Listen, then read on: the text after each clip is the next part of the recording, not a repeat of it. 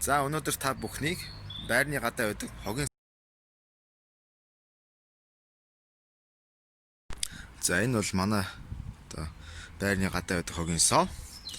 За энийг одоо ингээд гэж онгоолгоод за энэ цэгэр өнгөтэй бийн дотор болохоор цаасны хаягдал картон цаас. За энийг ингээд буцаад тавьчихна. Энэ их сайхан гоё санаа байлаа. Энэ одоо зүгээр тороос ингээд тавьчихсан. Татгаар хоошоо унахгүй. За энэ хаалганы шийдэл бас маш энгийн.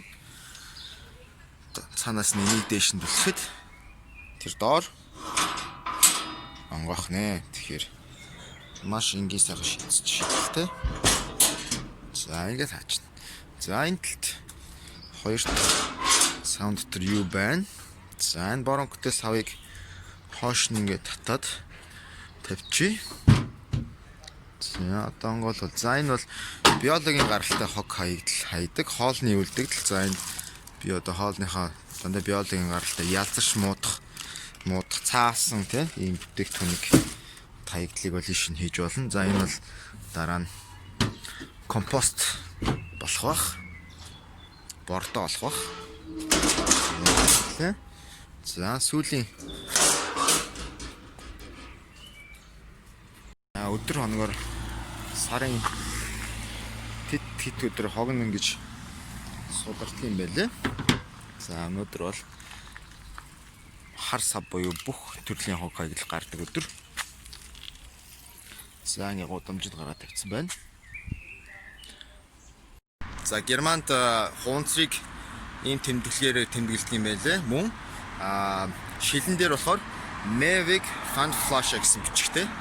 Тэр нь болохоор reusable bottle буюу дахин ашиглах боломжтой шил гэсэн тэмдэглэл юм байлаа.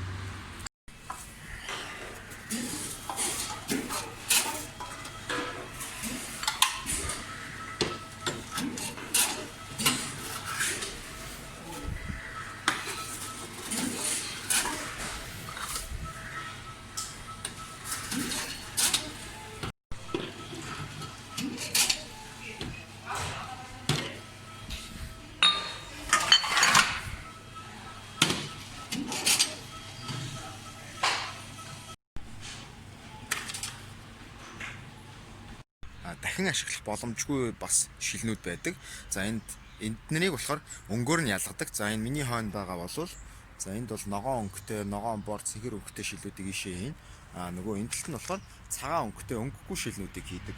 Ийм хоёр том за шилний ийм одоо цуглуулгын сав байна.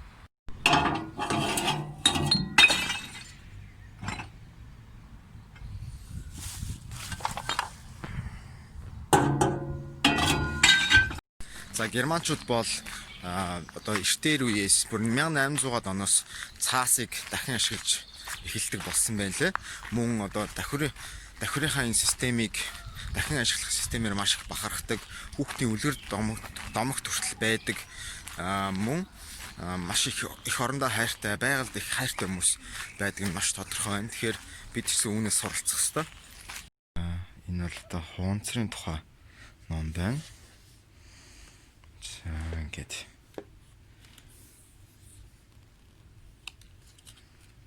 за энэ хаана мэдээлэлтэй. За жилд хичнээн хуунцар үйлдвэрлэгддэг вэ гэх бичлэн сонирхолтой ийм ном байна. Тэгээ энд бол мэдээлэлтэй.